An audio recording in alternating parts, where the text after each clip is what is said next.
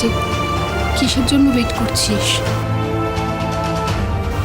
দিদি, সুধা ছাড়া কি করে অন্য কাউকে আমি মালা পরাবো? আমি বুঝতে পারছি, কিন্তু এটা তো শুধু অভিনয়। দেখ, তুই যদি এখন অন্য কোনো স্টেপ নিস তাহলে পুরো প্ল্যানটা ভেস্তে যাবে। কি হলো তেজ? হ্যাঁ, এই তো পড়াচ্ছে, মালা পড়াচ্ছে। মালা পড়ালেই কিন্তু বিয়েটা হবে না। প্ল্যান মাফিক চল, না হলে মুশকিলে পড়ে যাবো আমরা। আমার নাম্বার 1 সুধা বৌদির জায়গায় নেমে লিটল বেবি। এবার মজা বুঝুক।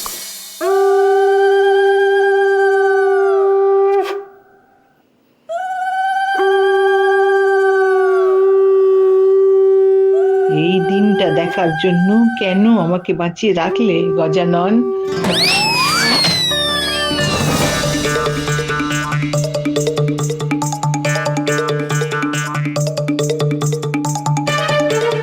এ কি গলা চুলকাচ্ছে কেন এভাবে?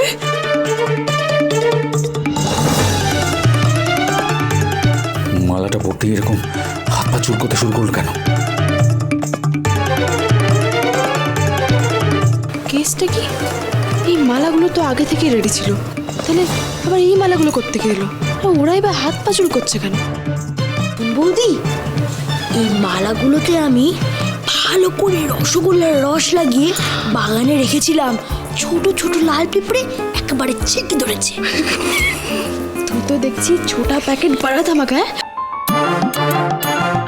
চিরকুট যা যা করেছে সব আমার কথাই করেছে। হ্যাঁ, আমি তো শুধু করেছি, প্ল্যানটা কিন্তু বিচ্ছুদার ছিল।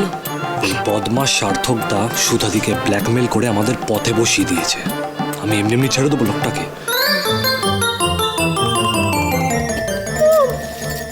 কি হয়েছে বেবি?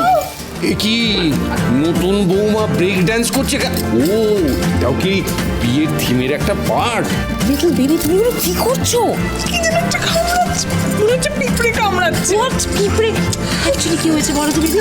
এটা রিয়েল ফ্লাওয়ার তো, তোমার তো অভ্যেস নেই না এসবের। একটু পরে নাও বেবি, রিচুয়ালটা হয়ে যেতে দাও, তারপর সব ঠিক হয়ে যাবে। একটু একটু প্লিজ ম্যানেজ। বরকনেরা বসো তোমরা। বরকনেরা এবার হাত বাড়িয়ে দাও।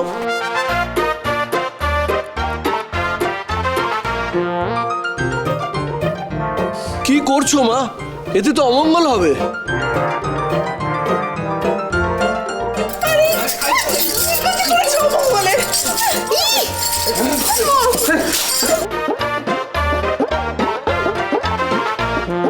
কি নিয়ম তো এই মণ্ডপে সবকিছু খুলে ফেলছে। এই নাকি হবে বসু মল্লিক বাড়ির বউ?